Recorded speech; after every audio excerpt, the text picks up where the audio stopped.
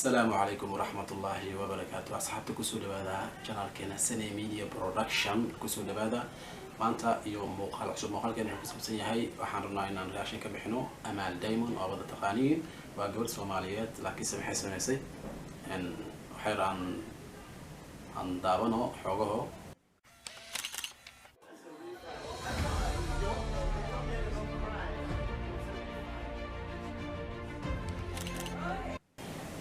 اوكي اما لما waxay sameysay waxay maxasiisay shumisay ama siisay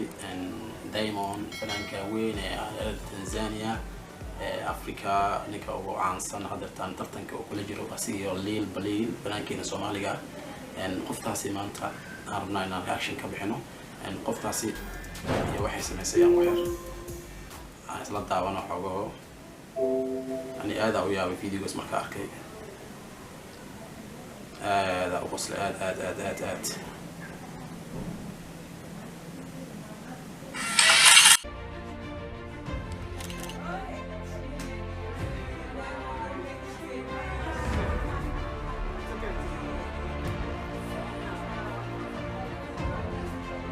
عادي مع التوسيين ولا ولا كذا حتى تصويرية دون كسمعنا ومالينا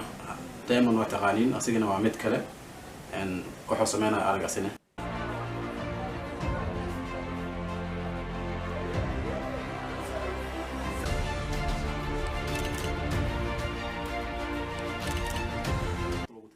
ساسا لو تروح فرت هاللويا نوت او عدينا ما كوا كلو افريكانا لقلوي وحونو ملهم قفتان ولا يابنتا دايمون ميا مس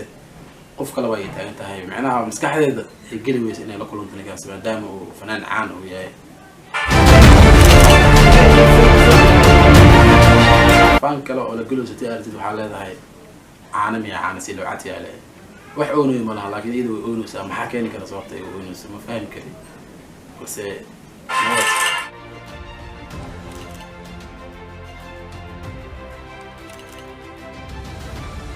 إنه حاليا بنتها إلى كلهم تاني كان ماشي وجرملك يجوجان سيدا إن ماشي كموقته إن ضدك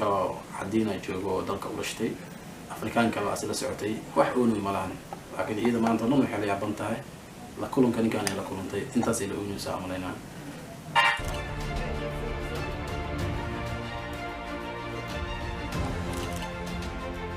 yara wuxuu saxiix weeyaa diamond oo saxiix weeyaa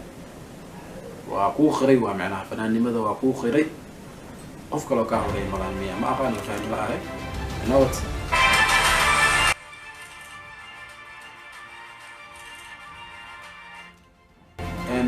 ninka taqaaniin waa diamond balaad weeysiin si fiican loo dhageystaa balse anagana mid kale ma soo bixiro ninka lagu magacaabo Lil Balil oo dhahay waa la tartamaa waxaan rabaa sidii diamond oo kale inaan noqdo fanaan ku haysa luqadiisa oo taageero badan leh waa ka sugeynaa bro wala dad badan la galayo laakiin wax weyn ma laha asxaabi fiidiyogaasi wuxuu ku saabsanaa Amal Diamond oo isay markay la kulantay Diamond kii saxda ahaa markay intaas ku soo koobaynaado mahadsantiin. Assalaamu calaykum waraxmatullaahi